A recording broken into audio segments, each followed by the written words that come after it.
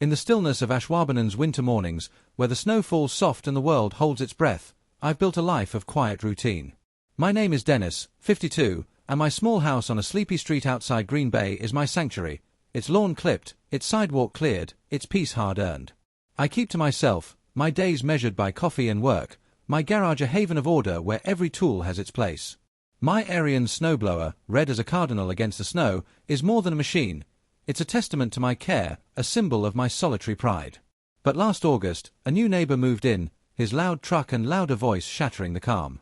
His name was Doug, and with one brazen act, he turned my quiet world into a battlefield. My snowblower, its red frame gleaming under fresh snow, was my pride. When I lent it to my neighbor Doug, I didn't expect to find it days later on his porch, defaced with his name in bold black marker. "It's mine now," he sneered, his wraparound sunglasses glinting. "Prove otherwise." My jaw tightened, but I didn't argue. Instead, I waited until his truck roared off and slipped a photo and receipt through his mail slot, proving my claim. I'm Dennis, 52, living alone in the quiet streets of Ashwaubenon, just outside Green Bay. For over 2 decades, I've kept my life simple: work, mow the lawn, mind my own business. Until Doug moved in. Late August last year, Doug claimed the house next door, a hulking man in his early 40s, all noise and bravado. His lifted Dodge Ram bellowed, his voice louder still, yelling into his phone or guzzling beer in his open garage. He strutted like the block was his stage. On his first day, he called out, "Hey, neighbor." "Name's Doug," his grin too wide. I offered my name, a brief handshake, and retreated, sensing trouble in his swagger. December brought a brutal snow, 9 inches overnight. I rose before dawn, the air sharp, and rolled out my Aryan snowblower, a tank, its engine purring on the first pull. I'd tended it for years, every bolt a testament to my care. As I cleared my driveway, Doug shuffled out in pajama pants, rubbing his back. "That snowblower's a beast," he said, his tone too warm. "Mind if I borrow it? My back's killing me." I hesitated, his familiarity prickling my gut, but I didn't want to be the jerk neighbor. "Sure," I said, "just bring it back." He flashed a predatory smile. "You got it." Days passed, no snowblower. I knocked, left a note. Silence. Monday evening, I saw it, my snowblower on his porch, property of Doug scrawled across its red panel. I stood frozen, my breath catching in disbelief. He hadn't hidden it, flaunting his theft. I knocked again. Doug answered, smug. "That's mine," I said. He glanced over. "Nah, I bought that last year." His laugh was a blade. "Prove it." My chest tightened, but I held his gaze, silent. He wanted a reaction. I gave none, my mind already spinning. Doug didn't know me. I keep records, receipts, photos, serial numbers. My garage is my sanctuary. I dug out the Home Depot receipt from 6 years ago, the serial number crisp, and photos, one from the day I bought it, another from last fall. That night, I printed the clearest, me beside the machine, my garage unmistakable, and taped the receipt to it. On a yellow sticky note, I wrote, "Keep lying. Let's see how far you get." At dawn, as Doug's truck rumbled away, I slid it through his mail slot. That afternoon, from my living room, I watched Doug clutch the photo, his eyes stormy with rage and bewilderment. He crumpled it, tossed it into his trash, and scanned the street, sensing my gaze. I stayed still, a shadow behind my curtain. That night, my cameras caught him, 3:17 a.m., dragging the snowblower down the block, dumping it in an alley behind a neighbor's fence. My blood simmered. He couldn't have it, so he trashed it. I retrieved it, its chute dented but running, and rolled it back to my garage, letting Doug wonder. His retaliation came fast. A code violation notice appeared, claiming I'd left junk equipment outside, with a photo of my snowblower under a top, snapped in a fleeting moment. No one but Doug had motive. I cleared it at the town office, my photos proving its place in my garage. But he pushed further, his music blared, his buddies' cars blocked my driveway, and one night, I found dog feces on my steps. I don't own a dog. I'd had enough. Over beers with Chris, a friend in town maintenance, I asked about Doug's place. 2436 Elm Drive. Chris said, "Half-built patio, no permits."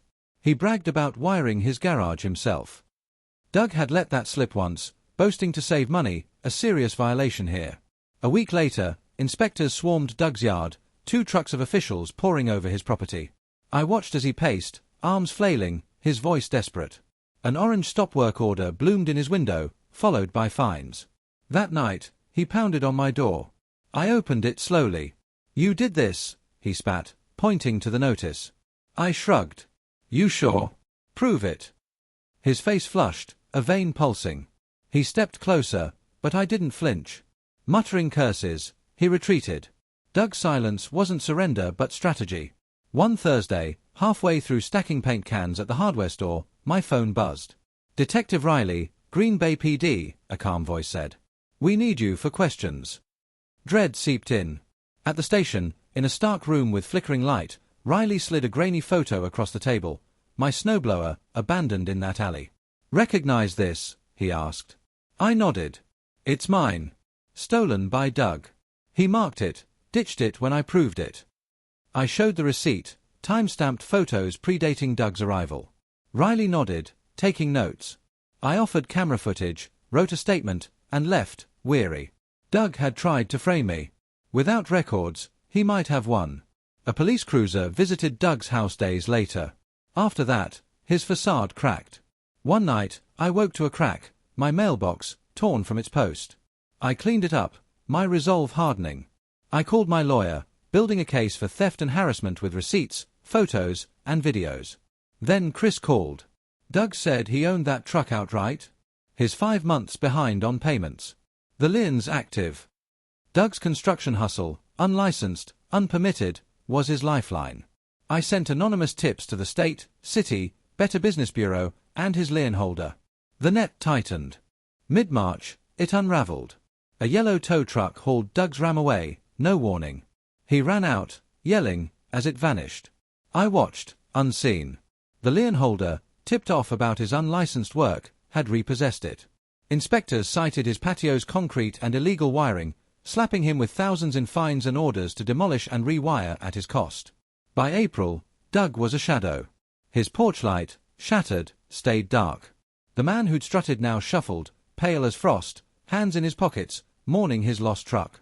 Detective Riley called. Doug faced fraud charges for falsifying a contractor's license and unpermitted jobs. A single mother's flooded bathroom sparked the case.